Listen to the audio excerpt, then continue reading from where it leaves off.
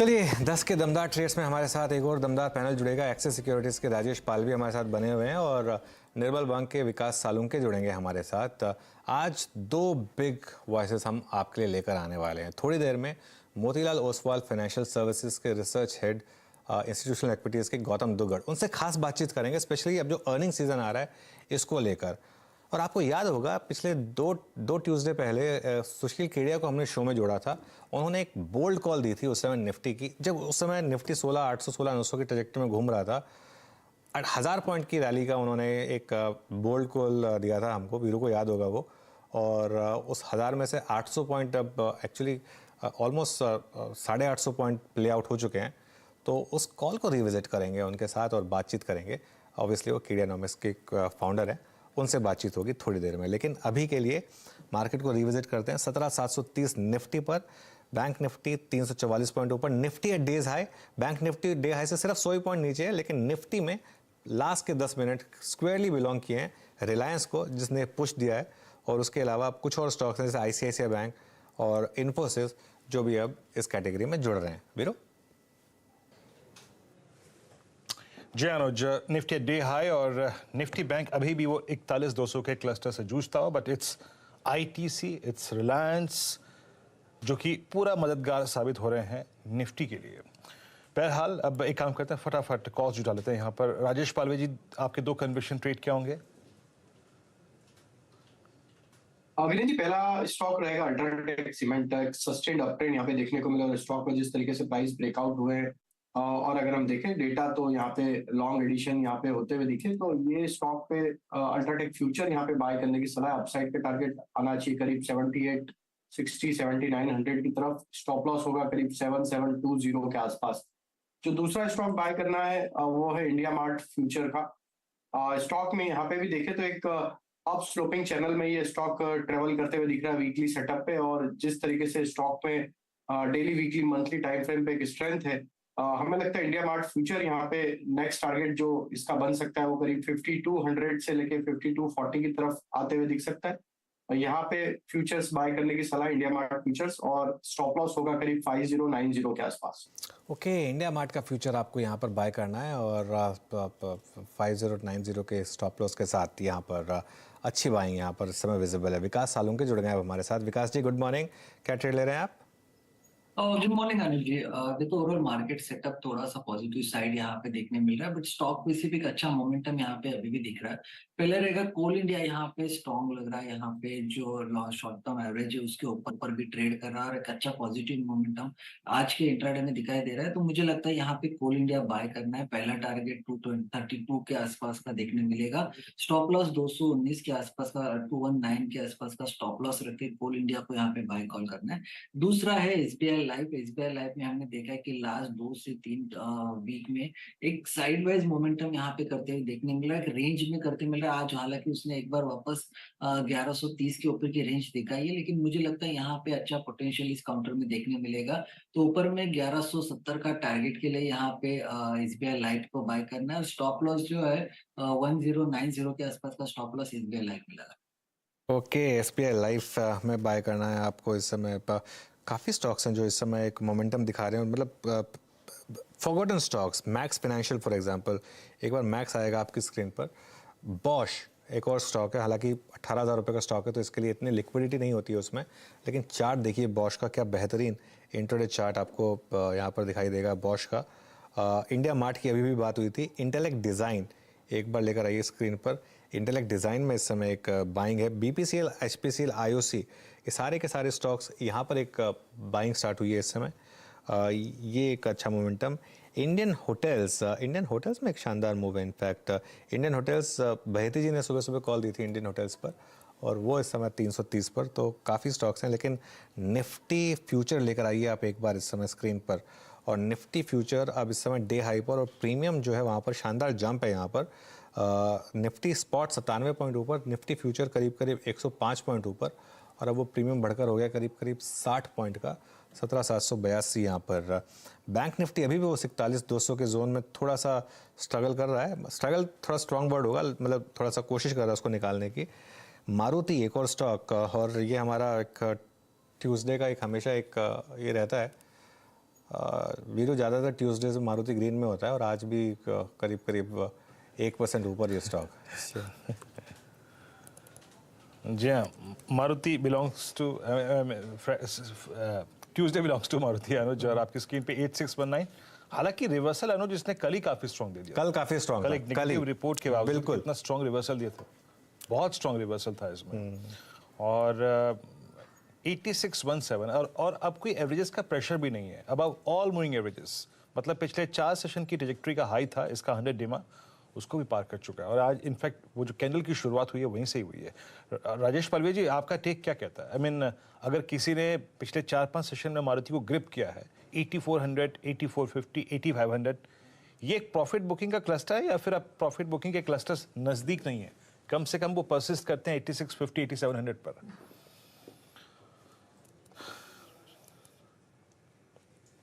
Virendra ji, technically अगर हम daily chart देखें तो एक फॉलिंग ट्रेंड लाइन का ब्रेकआउट आज के सेशन में हुआ, तो हमें लगता है कि यहाँ पे ये ब्रेकआउट यहाँ से फर्दर और एक्सटेंड होते हुए दिखेगा यहाँ पे मोमेंटम। तो स्टॉप लॉस ट्रेल करना एक स्ट्रेटेजी सही रहेगी। यहाँ पे 85-75 का स्टॉप लॉस रख ले, पोजीशन होल्ड रखे। हमें लगता है कि ये मोमेंटम यहाँ से नेक्स्ट टारगेट जो कि इसका 8700 की तरफ बनते हुए दिखेगा, वहां पार्शियल प्रॉफिट बुक करे। तो अभी 87-75 के स्टॉप लॉस से ट्रेल करे पोजीशन। ओके, बिल्कुल शानदार मूव इस समय मारुति में आ रहा है और इस पर एक व्यू भी लिया गया। रेन इंडस्ट्रीज एक बार लेकर आई है, जैसे मैं कह रहा था आज बहुत स्टॉक्स काफ़ी टाइम के बाद मूव दिखा रहे हैं। रेन इंडस्ट्रीज लेकर आई है और एक और स्टॉक जो इस समय आपको बता रहा है कि मार्केट का टेक्सचर क्या है, वो है LTTS, Larsen and Toubro technology services, जहाँ पर सुबह नेगेटिव न्यूज़ थी और अब इस समय ये स्टॉक ऑलमोस्ट डे हाई पर। चलिए अभी काम करते हैं। बिग मार्केट वॉइसेस में हमारे साथ मोतीलाल ओसवाल, इंस्टीट्यूशनल एक्विटीज़ के head of research Gautam Dugar जुड़ गए हैं और अभी उन्होंने अपनी नई इंडिया स्ट्रैटेजी भी निकाली है और गौतम का काफ़ी शार्प एनालिसिस रहता है अर्निंग सीज़न को लेकर, और क्योंकि अर्निंग सीज़न अभी स्टार्ट हो रहा है तो एक बहुत ही timely interaction. Gautam good morning, मैं आपकी रिपोर्ट पढ़ रहा हूँ, उसमें एक बहुत इंटरेस्टिंग चीज़ आप बोल रहे हैं कि Q4 की अर्निंग्स हेल्दी रहेंगी लेकिन लॉपसाइडेड रहेंगी। इसको जरा एक्सप्लेन करिए, लॉपसाइडेड से आपका क्या मतलब है?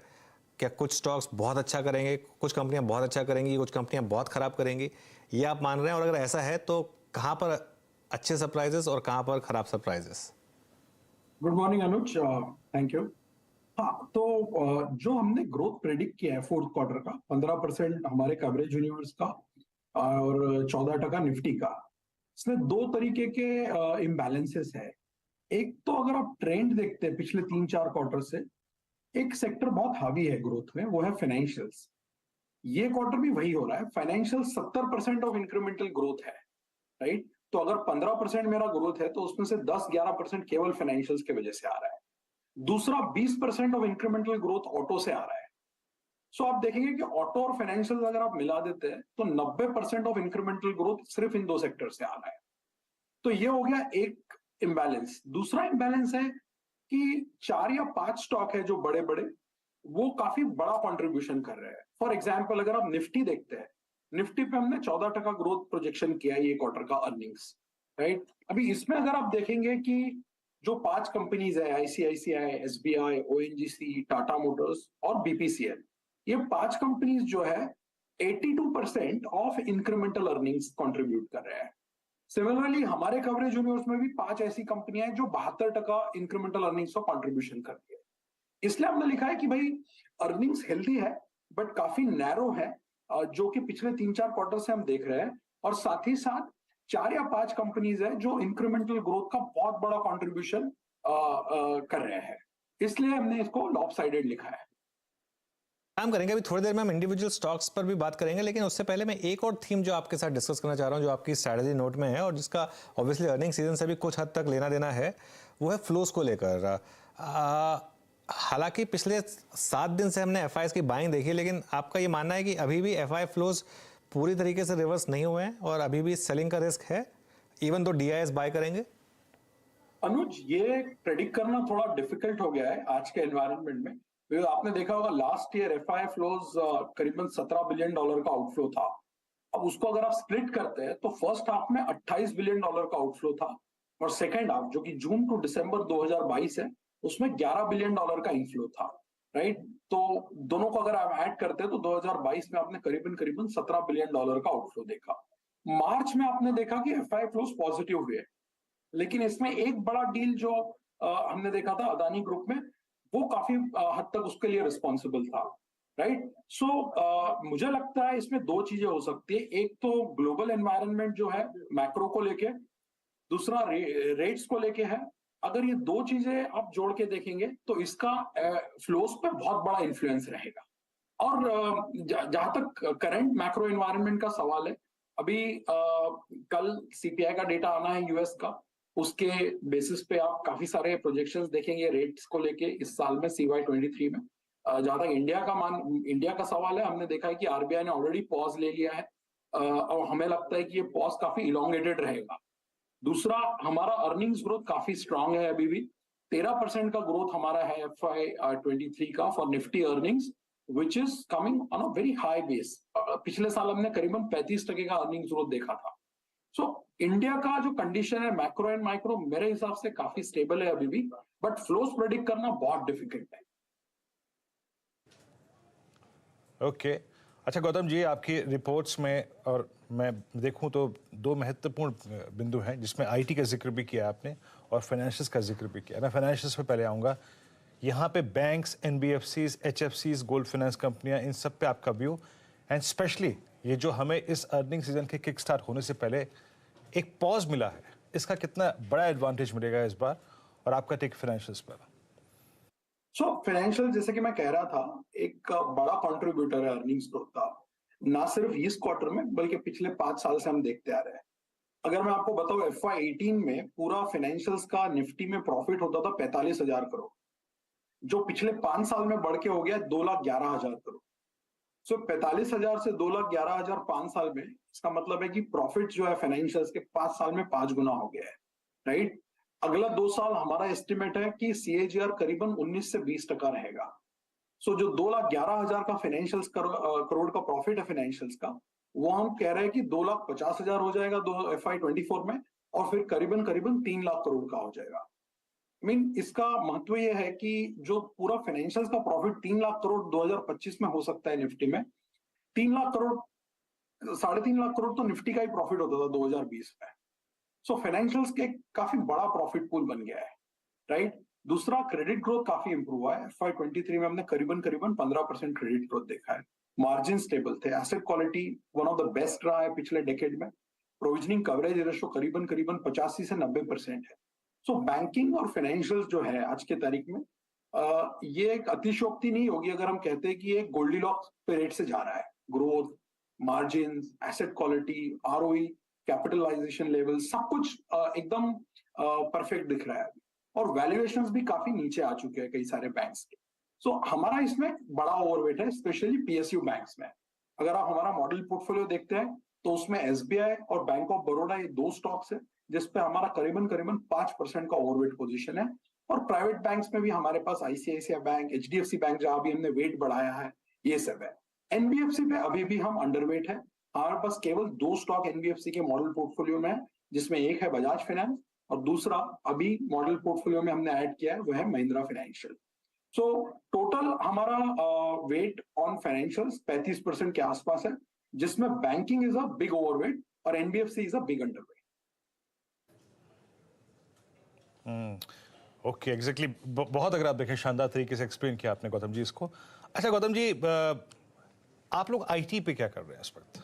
एक सब्सटेंशियल डिप ये पूरा का पूरा CY 22 देखे गया, और वहाँ से एक थोड़ी रिकवरी थी 22 के अंत में, CY 23 के बिगिनिंग में, लेकिन वो भी कोलैप्स हो गई।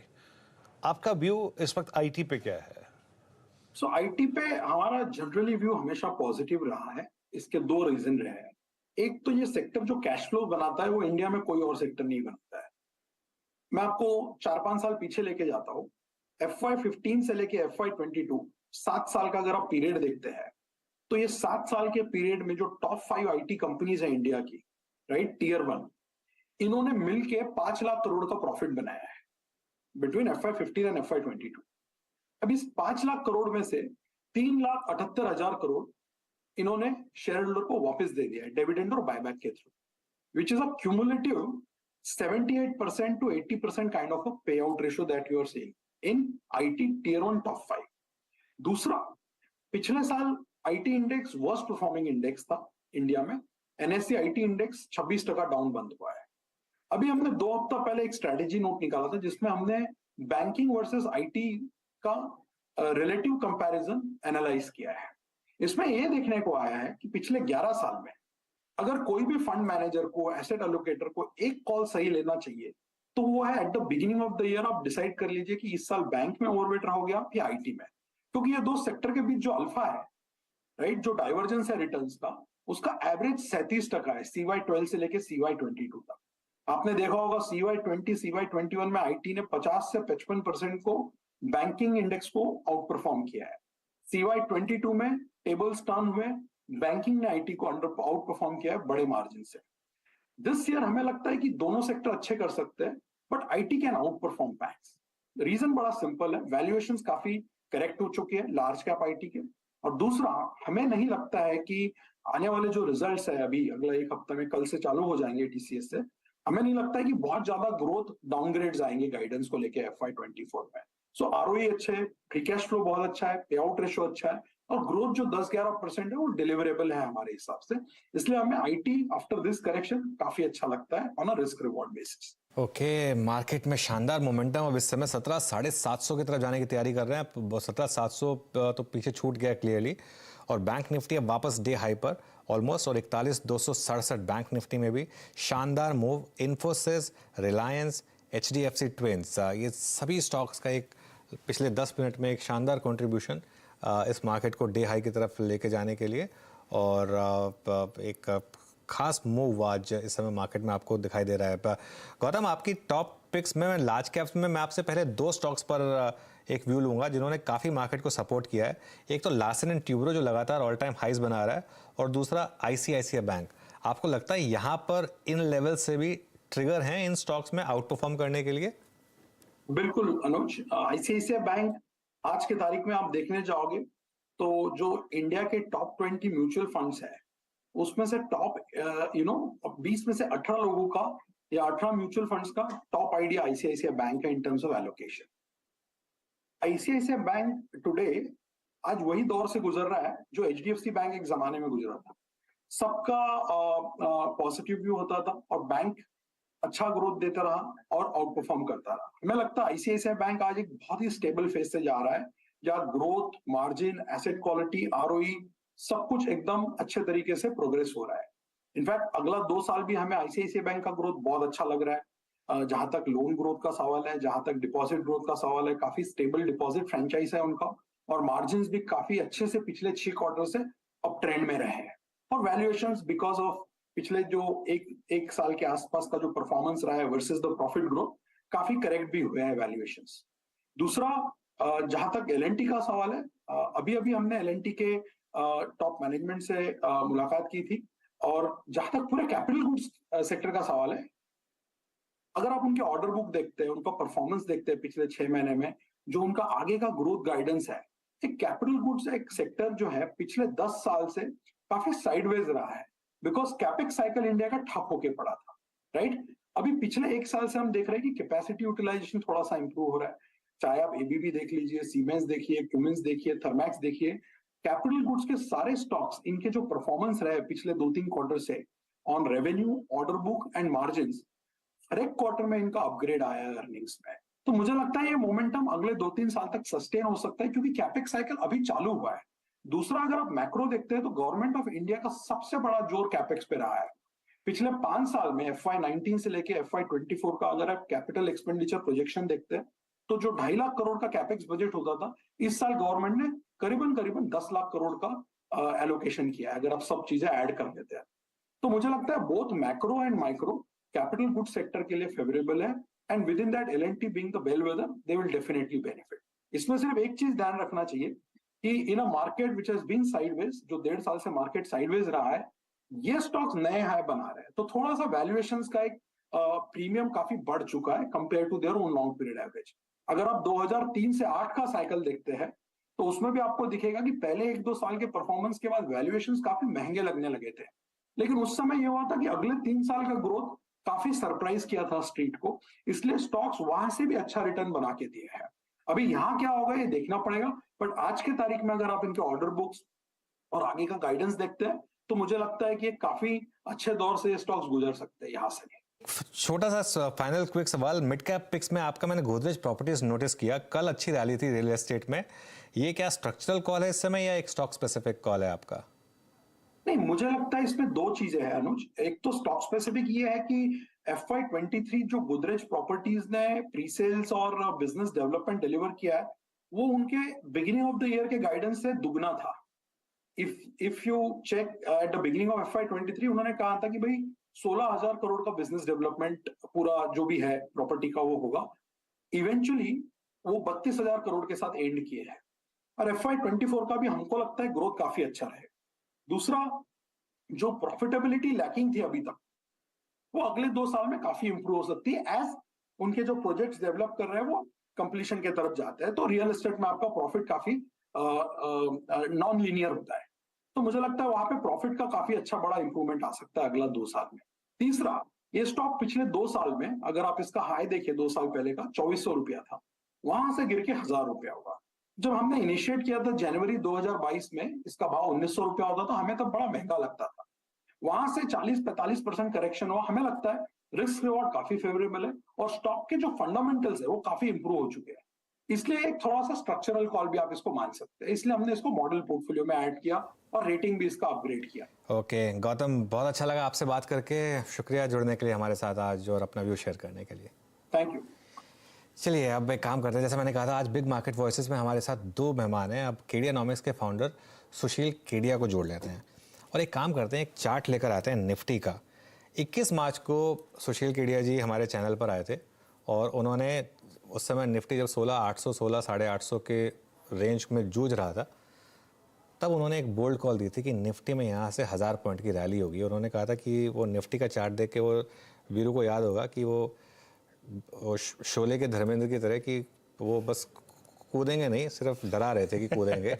एग्जैक्टली वो प्ले आउट हुआ है। Sushil ji good morning. सबसे पहले तो हैप्पी बर्थडे, आपका संडे को बर्थडे था, तो जन्मदिन की शुभकामनाएं और ये आपके लिए गिफ्ट कि आपने इतनी अच्छी कॉल दी तो उसको हम एक अप्रिशिएट कर रहे हैं। बताइए अब यहाँ से आपकी वो 1000 पॉइंट में से 800 पॉइंट तो प्ले आउट हो चुके हैं, आपने एक्सपेक्ट किया था कि इतनी जल्दी प्ले आउट होगा? और दूसरा अब क्या यहाँ से?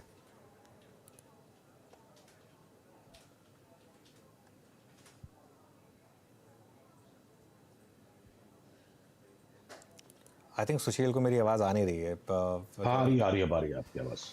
हाँ तो सुशील जी मैं ये कह रहा था कि जब पहले तो हैप्पी बर्थडे, आपका संडे को बर्थडे था। Thank you very much. और एज अ गिफ्ट मैं ये बता रहा था कि आपने एक शानदार कॉल दी थी उस समय जब सब मंदी में थे। आपने एक 1000 पॉइंट की एक बोल्ड कॉल दी थी निफ्टी की, 800 पॉइंट उसमें से प्ले आउट हो चुके हैं। इनफैक्ट आज की डेट में 850 पॉइंट्स।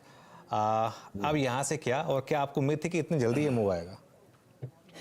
देखिए उम्मीदें कम लगाने में ही ज़्यादा जल्दी पूरी होती हैं, तो ये 1000-1200 पॉइंट तो निफ्टी में तकरीबन 10-12 दिन में ही हो जाते हैं, तो ये नॉर्मल चाल है बाजार की इस वक्त। और अगर मैं आपको मेरी स्क्रीन दिखा पा रहा हूँ, अगर ये शेयर हो रही है तो आप देखेंगे कि एक ये जो लाल ट्रेंड लाइन है जो 2 बार 3 बार निफ्टी यहाँ से पास में घूम चुकी है, तो 1000 पॉइंट करीब करीब यहाँ पूरे होंगे 17,880 पे। तो ये एक रेजिस्टेंस का जोन बन जाना चाहिए और कदाच अगर ये रेजिस्टेंस नहीं भी बनता है तो फिर 17-18-100 तक की जो बात हमने मीठे मीठे इशारे में भी आपको 1000 पॉइंट के सिवा कह दी थी, ये लाल लाइन टूट भी जाती है तो इस जोन से मुझे नहीं लगता कि निफ्टी इसके ऊपर जाएगी, क्योंकि ये जो चाल नीचे से शुरू हुई है इसके जो पांव है ना मजबूत नहीं है। यहाँ से जो चाल है, मैं जार्गन को बाद में कभी एक्सप्लेन करूंगा, इसको सिंपल भाषा में कहे, पांव मजबूत पांव नहीं है, इलियट वेव्स के पैटर्न स्ट्रांग नहीं है। और अगर आप बैंक निफ्टी में भी देखोगे तो अब हम करीब करीब एक रेजिस्टेंस जोन के अंदर है।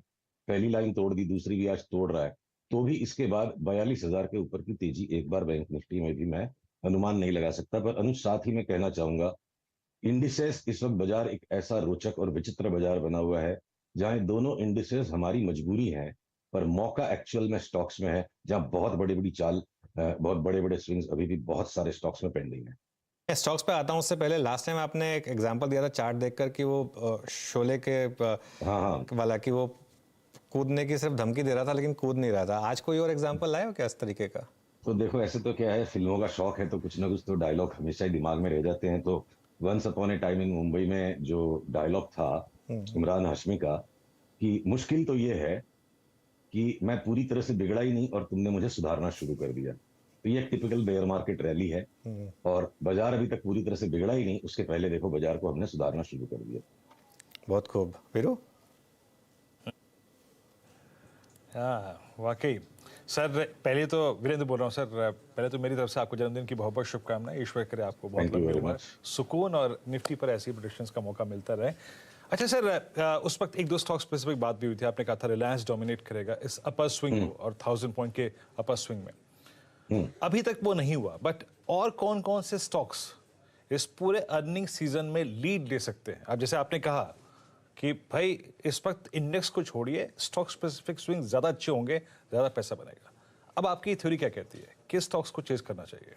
देखिए रिलायंस ने कैसे डोमिनेट नहीं किया, भले ही ठीक है मेजर चाल 3 दिनों में आ गई, पर 2190 का जो लो उसने लगाया था आज 2350 पर है, और लास्ट 4 दिन से साइडवेज चल रहा है। ठीक है, तो लीड लैग्स रहेंगे। 10% रिलायंस बढ़ गया, इंडेक्स तो 5% भी नहीं बढ़ी, तो Reliance has been an outperformer. और बहुत बारीक कॉमा फुल स्टॉप के साथ बात करने लायक अभी बाजार नहीं, क्योंकि सारे स्टॉक्स बहुत अलग अलग चल रहे हैं। जैसे मैं उदाहरण के तौर पर बताऊं, अगर यहाँ से मुझे हीरो मोटोकॉर्प और महिंद्रा एंड महिंद्रा में 30-30% तक का उछाल दिखता है, जबकि मैं निफ्टी पर हेजिटेंट हूँ, निफ्टी मुझे विवशता लगती है, अवसर नहीं दिखता, 30-30% तक की उछाल संभव है, तो मारुति में वहीं पर आपके 20 से 25% तक का करेक्शन बन सकता है। तो अगर आपके एफएमसीजीज में मैं देखूं कि टाटा कंज्यूमर यहाँ से 30% बढ़ जाएगा, तो आईटीसी की चाल इस वक्त इतनी हेजिटेंट है कि जैसे बाजार करेक्शन कोई आएगा, तो ये जो गिरने वाले स्टॉक्स की मैं आपको लिस्ट दे रहा हूँ वो ज्यादा गिरेंगे, और जब जब रैली आएगी मार्केट में, बढ़ने वाले स्टॉक्स ज्यादा बढ़ जाएंगे। That's how out performance under performance happens. अब आईटीसी के अंदर अगर इतना इन्फ्लेशन है सारी चीजों में, और एक नशे की चीज को भी अगर आईटीसी में प्राइस हाइक सिर्फ 3% का आ पाया, 330 रुपए की पैकेट 340 की हो गई, इन्फ्लेशन जितनी भी अगर प्राइस बढ़त नहीं आ सकती, ऑलरेडी स्टॉक प्राइस इतना भागा हुआ है, तो आईटीसी की एक चाल कंप्लीट है। वो जो भी टाइम ले रहा है करेक्शन को डेवलप होने में, तो अलग अलग स्टॉक्स अलग अलग परिधियों में चल रहे हैं। अब कोटक महिंद्रा बैंक में ठीक है, एमएससीआई रीबैलेंसिंग एक कारण बन जाएगा, चार्ट पहले से चीख रही थी कि Kotak Mahindra will be super out performer. तो 2-3 दिन एचडीएफसी और एचडीएफसी बैंक अगर आपके थोड़ा आउट परफॉर्मेंस देके जहां नरम होना शुरू होंगे, कोटक टेक ऑफ कर जाएगा, और आईसीआईसीआई बैंक उधर लुढ़कने को तैयार है। मैं कतई नहीं मानने को तैयार आईसीआईसीआई बैंक की इस चार्ट को देखते हुए, इसमें 5% बढ़ जाए तो बढ़ जाए, कोई बात अनहोनी हो गई तो, बाकी ये चार्ट 700 का भी भाव तोड़ने के लिए तैयार हो रही है। ये जो आईसीआईसीआई बैंक की रैली अभी, अब निफ्टी 10 दिन की चाल और ये स्टॉक में 1.5 महीने की चाल है, उसमें थोड़ा फर्क पड़ जाता है। सारी चीजों को एक साथ जोड़ के कंप्लीट पजल को हम रिजॉल्व करने की कोशिश करेंगे तो रॉन्ग हो जाएंगे। पर ब्रॉडली आईसीआईसीआई बैंक को हर उछाल में बेचना है, कोटक को हर करेक्शन में लेना है, तो बहुत सीवियर स्टॉक रोटेशंस हर एक सेक्टर में इस वक्त हो रहे हैं। उसके अलावा फिर और आपकी मिड कैप्स में क्या बड़ी कॉल्स रहेंगी केडिया जी, जो हम वॉच आउट करेंगे अब यहाँ से? मिड कैप्स तक भी जाएंगे। देखिए एफ&ओ में भी इतने सारे स्टॉक्स हैं जो मिड कैप क्वालिटी के हैं, और मैं आपसे भले ही सप्ताह टू सप्ताह बात करूंगा अभी, पर देखिए इस वक्त जो बाजार है, जिस तरह का बड़ा पैसा बाजार लोगों को दे सकता है, 3 से 4 महीने के दृष्टिकोण से भी अगर कुछ स्टॉक्स में अगर पोजीशन बनाते, रोज रोज का सट्टा नहीं करते, तो ज्यादा पैसे बनेंगे। वैसे कंटेनर कॉर्पोरेशन है या ये एसीसी, अब अडानी ग्रुप के सारे स्टॉक जो टूट पीट कर बिल्कुल स्वाहा कर दिए गए थे, सब में स्ट्रॉन्ग अप ट्रेंड बन गया। ये लास्ट के जो 2 लैगार्ड्स हैं, अब इनमें बड़ा रिवर्सल बन रहा है। कंटेनर कॉर्पोरेशन और एसीसी मुझे लगता है 6 महीने के अंतराल में बहुत बड़ा भाव ऊपर का बन जाएगा। यहाँ से रिवर्सल दोनों में आ गया। तो उसी तरह से अगर मैं और भी कुछ छोटे स्टॉक्स में अगर जाना चाहूंगा, तो बहुत लंबी लिस्ट है अनुज, मतलब आप परेशान हो जाओगे मुझसे। 50-60 स्टॉक्स में आपको अगले 10 मिनट में बताऊंगा तो मोर देन इल्यूमिनेटिंग, में सबको कंफ्यूज कर बैठूंगा। तब आपके चाहे भारत फोर्ज है, आप इसकी चार्ट को देखिए, ये यहाँ से रिवर्सल देने को तैयार है स्टॉक, 30% यहाँ से बढ़ जाएगा। मैं भारत फोर्ज को लार्ज कैप में तो नहीं गिनूंगा। ये आपके बायोकॉन है या बिरला सॉफ्ट है, मुझे लगता है ये 100% बढ़ सकते हैं अगले 1 साल में, और फाइनल बॉटम बनाने की तैयारी में है। आपके जितने भी पीएसयू बैंक है, चाहे वो पीएनबी हो, बैंक ऑफ बड़ौदा हो, इवन कैन बैंक है, आईओबी, यूओबी, ये 5-7% का और करेक्शन, तो करेक्शन इनमें मुझे लगता है 50-50% बढ़ने की। एक मिनट, बायोकॉन का चार्ट एक बार आप अपनी स्क्रीन पर शेयर कर दीजिए प्लीज, क्योंकि इस पर काफी लोग पूछ रहे हैं। आप कह रहे हैं 100% भाग सकता है यहाँ से बायोकॉन, बेयर मार्केट खत्म होगी यहाँ पर, बहुत बड़ी बेयर मार्केट में रहा है। बिल्कुल। तो अगर देखिए अभी तो ये कॉल प्रीएम्प्टिव होगी, पर जगह जितनी है, अभी हमें वीकली चार्ट पे आता हूँ, ये जो लगातार लोअर बॉटम्स इसमें बने हैं, ये कंडिसेंडिंग, ये एक डिसेंडिंग ट्रायंगल जो है, ये ए बी सी पैटर्न हो गया मेरे हिसाब से। और अब इसका रिवर्सल फुल्ली कंफर्म होने दीजिए। जो ऊपर वाली लाल लाइन है जो करीब करीब इस वक्त 230 पर है, ये कॉल ट्रिगर होगी 400 रुपए की चाल वाली जब ये 230 के ऊपर होगा। अभी तक वहां हम नहीं गए हैं। जब तक ये 230 के ऊपर या इस लकीर के ऊपर नहीं जाता, फिर एक नया लो भी बना देगा तो बड़ी बात नहीं। पर जिन्हें निवेश करना है, ये 5-5 रुपए के स्टॉप लॉस लगा के तो निवेश हो नहीं सकता।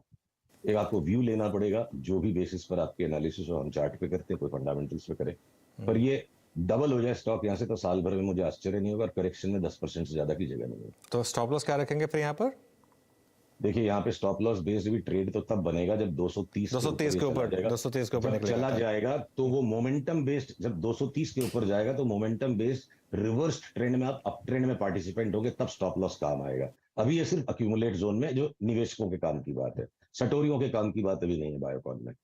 सुशील, आज थोड़ा सा समय की कमी है तो आज शो को यहीं समाप्त करेंगे। जुड़ने के लिए शुक्रिया हमारे साथ, और अगले हफ्ते आपसे फिर बात करेंगे और आपकी बोल्ड कॉल्स लेंगे इस समय।